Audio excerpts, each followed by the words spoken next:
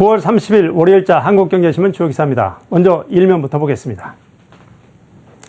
삼성 아이폰 6 두뇌 만든다. 삼성전자가 내년에 출시된 아이폰 6의 두뇌에 해당되는 애플리케이션 프로세서를 만든다는 기사입니다. 애플은 당초 대만 TSMC에만 위탁 생산할 예정이었으나 삼성전자에도 30 내지 40%의 물량을 발주하기로 했습니다. 삼성전자, 애플은 여러 가지 특허 문제를 놓고 약간 갈등이 있는 관계인데 애플은 삼성전자의 프로그램의 기술력을 높이 평가한 것으로 보입니다. 규제공화국 해마다 1000건씩 대못을 박는다. 정부가 지난 5년간 줄기차게 규제 계획을 외쳤지만 규제 건수는 늘어나고 규제 강도는 오히려 강해졌다는 기사입니다. 몽골서 뭉친 중견 중기 20억 달러 프로젝트 도전한다.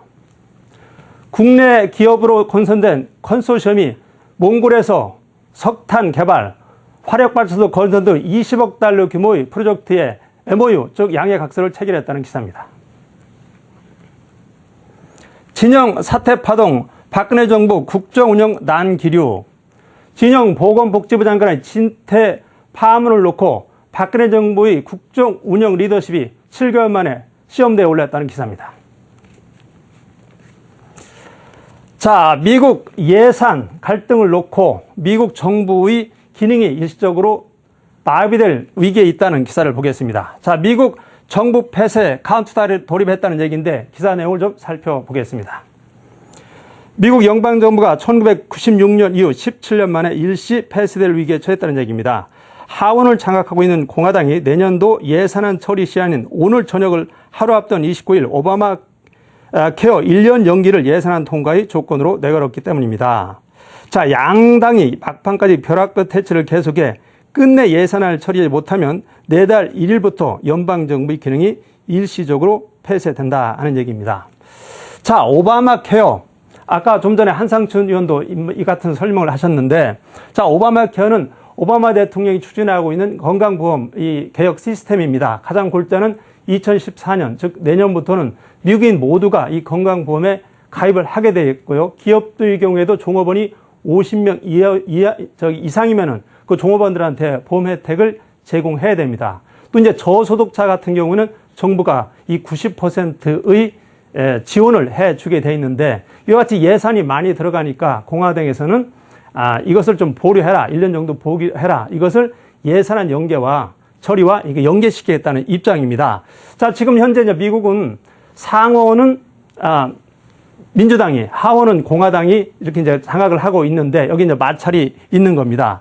자, 이렇게 되다 보면은 만일에 오늘 저녁에 시한을 넘어갈 경우에서 이제 3, 4주간 이게 이제 지속이 되면은 물론 이제 타결은 되겠지만은요. 4분기 성장률이 1.4%포인트 정도 떨어질 것이다. 이렇게 보고 있습니다. 이와 같은 건데 무난히 해결될 경우에는 이제 4분기 성장률이 2.5% 정도를 보고 있는데 만일에 이 숫자대로 맞는다면은 1.1%로 낮아지는 거게 됩니다. 또 하나, 오늘 이번 17일이 이제 마지노선인데요. 미국의 연방정부의 부채 한도 증액 협상이 있어야 됩니다. 만일에 이것이 안 되면 일시적으로 또 빚을 갚지 못하는 디폴트 현상에 빠지는데 이 금융시장 같은 경우에는 이와 같은 불안감이 있기 때문에 투자자들이 이제 채권으로 이제 국채로 몰리는 이런 현상이 빚어지고 있습니다. 그래서 국채 한동안에 이제 연 10년 만기짜리가 3%까지 육박을 했는데 지난 주말에는 2.62%로 3주 연속 내림세, 즉 국채 가격은 그만큼 인기가 있어서 강해지고 있다 이렇게 볼 수 있습니다. 다음 기사 보시겠습니다. 자, 규제공화국, 대한민국이 갈수록 규제공화국이 돼간다는 현대경제연구원의 지난 5년간 분석 기사인데요. 기사 내용을 좀 살펴보겠습니다. 29일 현대경제연구원에 따르면 각 부처가 구제개혁위원회에 등록한 규제 건수는 2008년 말 9,753건에서 지난달 말 14,977건으로 54.6% 급증했다. 김동열 현대경제원 기업정책연구실장은 2010년부터 2010년까지 매년 약 1000건씩 규제가 늘어났다고 설명했다 그랬습니다. 자, 이명박 정부 5년간 전봇대 뽑는다 얘기를 많이 했고 현재 정부도 손톱에 가시를 뽑겠다고 이렇게 계속 외치고는 있지만 이 여전히 우리나라 규제가 많다는 그런 얘기입니다. 자, 매년 늘어나는 규제 한번 건수를 한번 보시면은요. 2010년에 13,000건 정도였는데 올해 현재는 15,000건, 즉 한 3년 만에 한 2,000건 가까이가 늘어난 걸 볼 수 있습니다. 자, 다음 기사를 좀 보시면은요. 자, 말 그대로 관료 사회의 규제 본능입니다. 이 관료, 이 파킨슨 법칙이라고 하는데요. 공무원들의 경우에는 일이 크게 늘어나거나 늘어나지 않아도 꾸준히 늘어나는 그런 어떤 그 경향이 있다. 이건 이제 파킨슨 법칙이라는데, 이 관료가 늘어나면은 당연히 관료의 힘이 커지면서 규제는 일반적으로 늘어나게 된다. 이런 얘기입니다. 그러니까 지난 5년간 이 규제를 없앤 것에 9배 정도 오히려 규제가 늘어났다. 그렇게 얘기했고요. 자, 말 그대로 매년 규제 계획을 외치지만 지난 5년 새는 오히려 뒷걸음을 치고 있다. 특히 노동 금융 부분에 이제 규제가 많기 때문에 우리나라의 국가 경쟁력이 자꾸 떨어지는 발목을 잡는 그런 요인이다. 이렇게 분석을 하고 있습니다. 자, 규제의 강도도 많이 커졌습니다. 표를 보시면은요. 2010년을 규제의 강도를 100으로 놓고 볼 때는 자, 2012년은 139, 140 정도 육박을 합니다. 자, 공무원 등록 규제 추입니다. 자, 공무원 1000명당 몇 건의 규제를 했느냐 하니까 2008년에는 19.2건인데 지난해 같은 경우는 24.2건으로 늘었습니다. 자, 부채는 특히 어느 부서에서 많이 늘었을까요? 보니까 보건복지부가 가장 많이 늘었습니다. 5년 동안. 금융위원회, 공정거래위원회, 환경 관련 그런 규제가 많이 든 것을 볼 수 있습니다. 다음 기사 보시겠습니다. 자, 증권기사입니다. 외국인 민감지대 환율 1,060원대에 이제 진입하나 그랬습니다. 기사 내용을 먼저 살펴보겠습니다.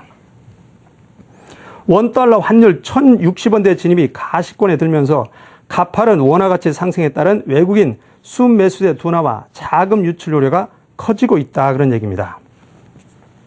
자, 기사를 이제 이 정도만 보겠습니다. 그런데 자, 가파른 원화 강세 지난 주말 1,073원입니다. 지난주에만 11원 원화 강세가 이루어졌습니다. 환율이 그만큼 떨어진 것이죠. 자, 이렇게 하다 보니까 외국인은 자, 환차익 매력이 떨어지고 있다. 이 얘기는 자, 외국인은 달러를 가지고 들어와서 우리나라에서 원화로 주식을 사고 다시 본국으로 단원을 가지고 갈 때는 다시 달러로 가지고 갑니다. 그러니까 달러를 가지고 왔을 때보다 달러를 가지고 나갈 때 저 원달러 환율이 낮으면 저 원화가 강하면은 그만큼 많은 달러를 챙길 수 있는 겁니다. 그러니까 현재의 원달러 환율보다 앞으로의 원달러 환율이 어떻게 될까? 환율이 더 떨어질 확률이 높다고 외국인이 판단하면은 환차익까지 노릴 수 있다는 얘기입니다.